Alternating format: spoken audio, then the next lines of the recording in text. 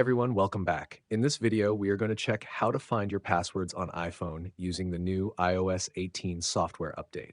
If you're new, hit the subscribe button for more helpful tutorials. I'll show you simple steps. Let's get started.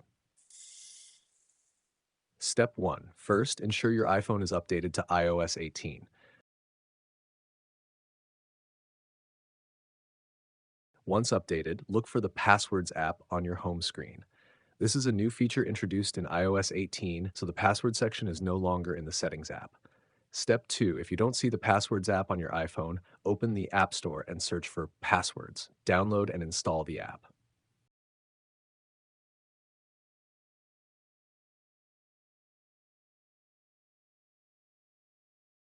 Step 3, open the Passwords app. Here, you'll find all passwords for websites and apps you've used on Safari, Wi-Fi passwords for networks you've connected to, passkeys and other stored codes. Step 4. This new app also allows you to share passwords with family members. To share a specific password, tap on the Shared Passwords or Passkeys option, hit Continue, and select who you want to share with. You can even create a group and share passwords with multiple family members. It's a secure and convenient way to manage and share access with loved ones. That's it.